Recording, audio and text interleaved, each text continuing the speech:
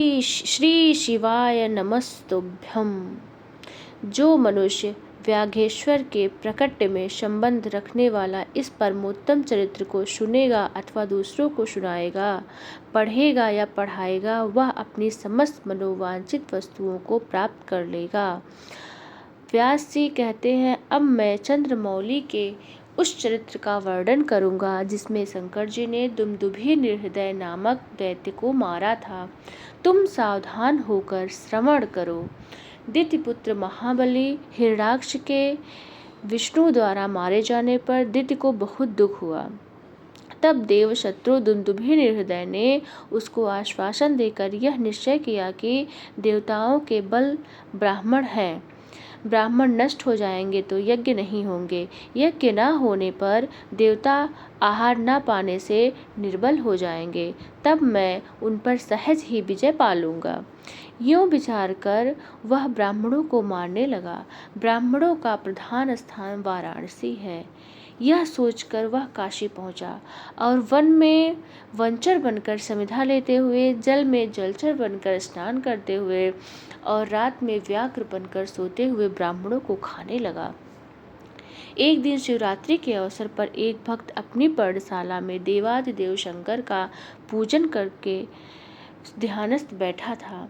बलाभिमानी दैत्यराज दुमदुभी निर्हृदय ने व्याघ्र का रूप धारण करके उसे खा जाने का विचार किया, परंतु वह भक्त दृढ़ चित्त से शिव दर्शन की लालसा लेकर ध्यान में तल्लीन हो रहा था। इसके लिए उसने पहले ही मंत्र रूपी अस्त्र का विन्यास कर लिया था। इस कारण वह दैत्य उस पर आक्रमण करने में समर्थ न हो सका। इधर सर्वव्यापी भगवान शंभु को उस दुष्ट रूप वाले दैत्य के अभिप्राय का पता चल गया। तब शंकर ने उसे मार डालने का विचार किया।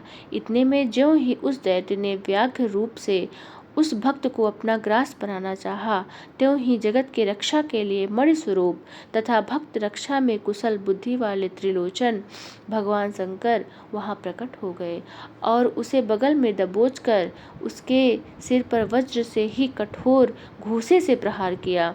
उस मुष्टि प्रहार से तथा कांख में दबोचने से वह व्याघ्र अत्यंत व्यथित हो गया और अपनी दहाड़ से पृथ्वी तथा आकाश को कांपता हुआ मृत्यु का ग्रास बन गया। उस भयंकर शब्द को सुनकर तपस्वियों का हृदय कांप उठा।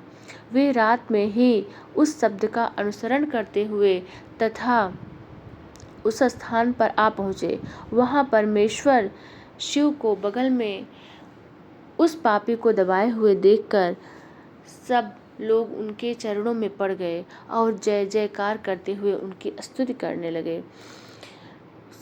महेश जी कहते हैं, जो मनुष्य यहाँ आकर श्रद्धापूर्वक मेरे इस रूप का दर्शन करेगा, निसंदेह मैं उसके सारे उपद्रवों को नष्ट कर दूंगा। जो मेरे इस चरित्र को सुनकर और हृदय में मेरे इस लिंग का स्मरण करके संग्राम में प्रवेश करेगा, उसे अवश्य विजय की प्राप्ति होगी। मुने, जो मनुष्य व्याघ्रेश्वर के प्रकट में से संबंध रखने वाले इस परमोत्तम चरित्र को सुनेगा अथवा दूसरों को सुनाएगा, पढ़ेगा या पढ़ाएगा, वह अपनी समस्त मनोवांछित वस्तुओं को प्राप्त कर लेगा और अंत में संपूर्ण दुखों से रहित होकर मोक्ष का भागी होगा। शिवलीला संबंधी अमृतमय अक्षरों से परिपूर्ण यह अनुपम आख्यान स्वर्ग, यश और आयु का देने वाला तथा पुत्र पौत्र की वृद्धि करने वाला है।